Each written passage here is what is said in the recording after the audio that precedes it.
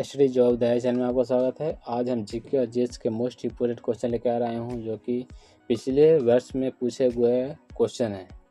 जितने भी छात्र जो रेलवे की और आरपीएफ या एएलपी या टेक्नीशियन की जो भी परीक्षा के एग्ज़ाम की तैयारी कर रहे हैं, उन सभी के लिए मोस्ट इम्पोर्टेंट क्वेश्चन होने वाला है। खासकर जो आरपीएफ या के एग्ज़ाम के देने वाले हैं, उनके लिए और भी इम्पोर्टेंट होने वाला है। चलिए वीडियो स्टार्ट करता हूँ। उससे पहले वीडियो को जल्दी से लाइक कर दें और चैनल पर नया है तो चैनल को सब्सक्राइब कर दें। चलिए आज की वीडियो क्लास स्टार्ट करता हूँ। उद्योग आधार मेमोरेंडम योजना का मुख्य उद्देश्य है। उद्योग आधार मेमोरेंडम योजना का मुख्य उद्देश्य है। इसका आप लोग सही जवाब जानते हैं तो आप लोग मुझे कमेंट में बताएं कि इसका राइट आंसर क्या होगा। उद्योग आधार मेमोरेंडम योजना का मुख्य उद्देश्य क्या है? इसका सही जवाब होगा ऑप्शन नंबर सी, व्यवसाय करने और आसानी को बढ़ावा देने में।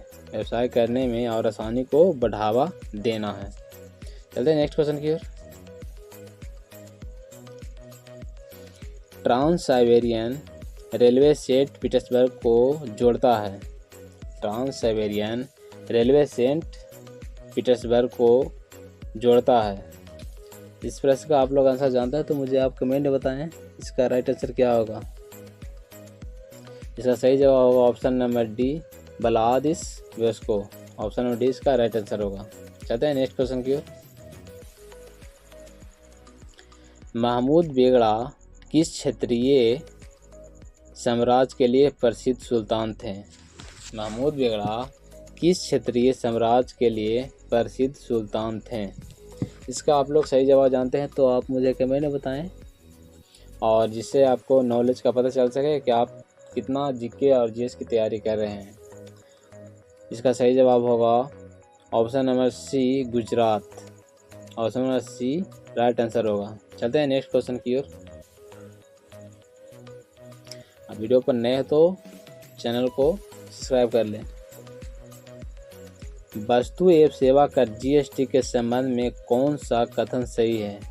वस्तु एवं सेवा कर जीएसटी के संबंध में कौन सा कथन सही है? इसका आंसर आप लोग जानते हैं तो मुझे आप कमेंट में बताएं इसका सही जवाब क्या होगा।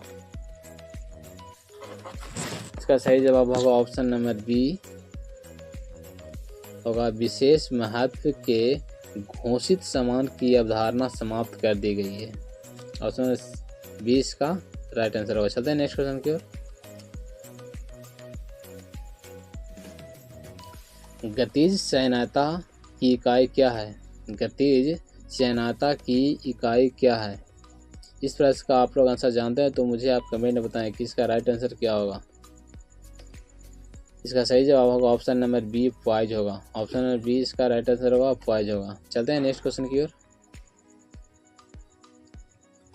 निम्नलिखित महाद्वीपों में से कौन सा द डार्क महाद्वीप के नाम से जाना जाता है? निम्नलिखित महाद्वीपों में से कौन सा है जो द डार्क महाद्वीप के नाम से जाना जाता है? इस प्रश्न का आंसर आप लोग जानते हैं तो फटाफट कमेंट में बताएं इसका सही जवाब क्या होगा कि द डार्क महाद्वीप के नाम से जाना जाता है। कौन जाना जाता है? इसका सही जवाब होगा option number B, Africa. Africa को द डार्क महाद्वीप के नाम से जाना जाता है। याद करना ये क्वेश्चन काफ़ी इम्पोर्टेंट होने वाला है। चलिए नेक्स्ट क्वेश्चन की ओर चलते हैं। पहाड़ियों के निचली सतह और घाटियों की रेती में मिट्टी के रूप में जमा खनिज क्या कहलाता है? पहाड़ियों के निचली सतह और घाटियों की रेती में मिट्टी के रूप में जमा खनिज क्या कहलाता है? इसका आप लोग आंसर जानते हैं तो आप मुझे कमेंट में बता सकते हैं इसका राइट आंसर क्या होगा। तो सही जवाब होगा option number B, प्लेसर deposit. Option number B इसका राइट आंसर होगा, प्लेसर डिपॉजिट। चलते हैं नेक्स्ट क्वेश्चन की ओर। ग्रीनलैंड निम्नलिखित में से किस महाद्वीप के अंतर्गत आता है? ग्रीनलैंड निम्नलिखित में से किस महाद्वीप के अंतर्गत आता है? इसका आप लोग आंसर जानते हैं तो मुझे आप कमेंट में बता सकते हैं इसका राइट आंसर क्या होगा, जिससे आपका जीके और जीएस का जो तैयारी कर रहे हैं उससे आपका नॉलेज पता चल सके। आप 20 में से 10 क्वेश्चन भी सही करें तो काफ़ी अच्छी तैयारी है, क्योंकि लगातार प्रयास करने के बाद वो 10 से 15 तक जा सकता है। इस प्रश्न का सही जवाब होगा ऑप्शन नंबर ए, उत्तरी अमेरिका।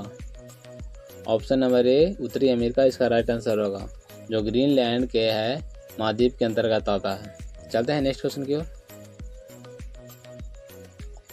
आधुनिक ओलंपिक खेल कितने दिनों के लिए आयोजित किए जाते हैं?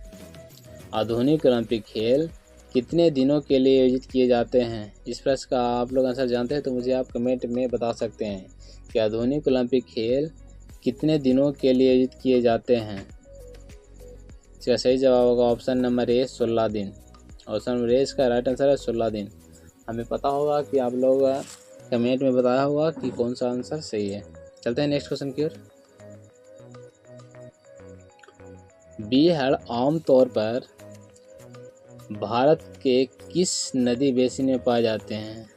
बीहड़ आमतौर पर भारत के किस नदी बेसिन में पाए जाते हैं? इसका आप लोग आंसर जानते हैं तो आप मुझे कमेंट में बताएं कि इसका राइट आंसर क्या होगा। बीहड़ आमतौर भारत के किस नदी के बेसिन पे पाए जाते हैं? इसका सही जवाब होगा option number B Chambal. Chambal नदी पे, याद रखना। चलते हैं नेक्स्ट क्वेश्चन की ओर। किस अनुच्छेद में वित्त आयोग को अर्ध न्यायिक निकाय के रूप में स्थापित करने का प्रावधान है? किस अनुच्छेद में वित्त आयोग को अर्ध न्याय निकाय के रूप में स्थापित करने का प्रावधान है? इस प्रश्न का आंसर आप लोग जानते हैं तो मुझे आप कमेंट बता सकते हैं इसका राइट आंसर क्या होगा। इसका सही जवाब होगा ऑप्शन नंबर बी अनुच्छेद 280 के अंतर्गत। ऑप्शन बी इसका राइट आंसर है। चलते हैं नेक्स्ट क्वेश्चन की ओर। निम्नलिखित में से कौन सा राज्य हर साल हार्निवल त्यौहार मनाता है?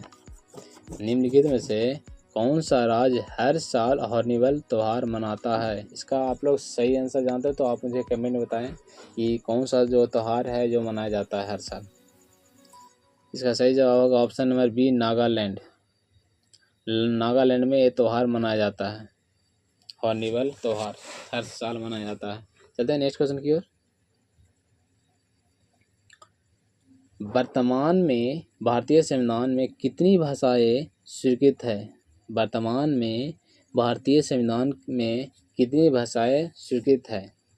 इसका आप लोग आंसर जानते हैं तो आप मुझे कमेंट में बता सकते हैं इसका राइट आंसर क्या होगा। इसका सही जवाब होगा ऑप्शन नंबर डी 22। जो भारतीय संविधान में अभी तक जो भाषाएं हैं वो कितनी भाषाएं, तो 22 भाषाएं स्वीकृत किया गया है। चलते हैं नेक्स्ट क्वेश्चन की ओर।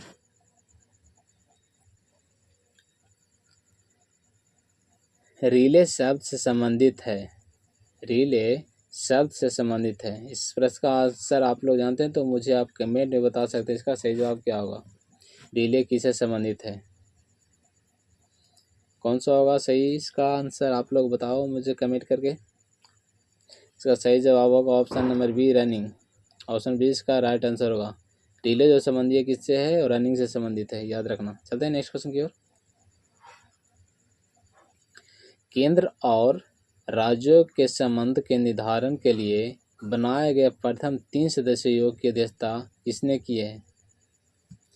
केंद्र और राज्य के संबंध के निर्धारण के लिए बनाए गए प्रथम 3 सदस्यीय आयोग की अध्यक्षता किसने की है? इस प्रश्न का आंसर आप लोग जानते हैं तो मुझे आप कमेंट में बताएं इसका सही जवाब क्या होगा। इसका सही जवाब होगा option number D R S Sakariya. Option number D इसका राइट आंसर होगा आर एस सकरिया, जो प्रथम 3 सदस्यीय आयोग की अध्यक्षता किए थे। चलते हैं नेक्स्ट क्वेश्चन की ओर।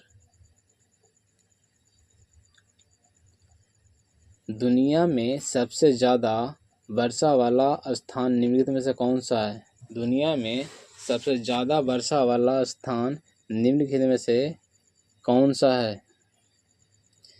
इस प्रश्न का आप लोग आंसर जानते हैं तो मुझे आप कमेंट में बताएं इस प्रश्न का राइट आंसर क्या होगा। इसका सही जवाब होगा option number D Mawsynram Meghalaya. Option number D इसका राइट आंसर होगा क्योंकि सबसे ज़्यादा वर्षा वाला स्थान है। ठीक है, सबसे ज़्यादा वर्षा वाला स्थान कौन है? तो मौसिनराम मेघालय है। चलते हैं नेक्स्ट क्वेश्चन की ओर। निम्नलिखित में से किस राज्य में लेपाक्षी मंदिर स्थित है? निम्नलिखित में से किस राज्य में लेपाक्षी मंदिर स्थित है? इस प्रश्न का आप लोग आंसर जानते हैं तो मुझे आप कमेंट बताएं कि राइट आंसर इसका क्या होगा सही जवाब। कमेंट करके बताएं ताकि आपका पता चल सके कि आपने जीके की किस तरह तैयारी की है। अगर आप 20 में से 10 सही करते हैं तो आप सही दिशा में हो। इसका सही जवाब होगा ऑप्शन नंबर सी, आंध्र प्रदेश। ऑप्शन नंबर सी इसका राइट आंसर होगा, आंध्र प्रदेश। ठीक है, चलते हैं नेक्स्ट क्वेश्चन की ओर। पहली अंतर्राज्यीय परिषद का गठन कब हुआ था? पहली अंतर्राज्यीय परिषद का गठन कब हुआ था? इस प्रश्न का आप लोग आंसर जानते हैं तो मुझे आप कमेंट में बता सकते हैं इस प्रश्न का राइट आंसर क्या होगा। इस प्रश्न का राइट आंसर क्या होगा? पहली अंतर्राज्यीय परिषद का गठन कब हुआ था? इसका सही जवाब ऑप्शन नंबर बी, 1990 ईस्वी। ऑप्शन बी इसका राइट आंसर है, 1990 ईस्वी। चलते हैं नेक्स्ट क्वेश्चन की ओर। कार्बन के द्वारा अन्य कार्बन परमाणुओं के साथ संयोजक बंधन बनाने की विशेषता क्या कहलाती है? कार्बन के द्वारा अन्य कार्बन परमाणुओं के साथ सहसंयोजक बंधन बनाने की विशेषता क्या कहलाती है? इसका सही जवाब है क्या होगा? आप मुझे आंसर कमेंट में बताएं ताकि आप जीके की तैयारी कर सकें। इसका सही जवाब होगा ऑप्शन नंबर डी, श्रृंखला।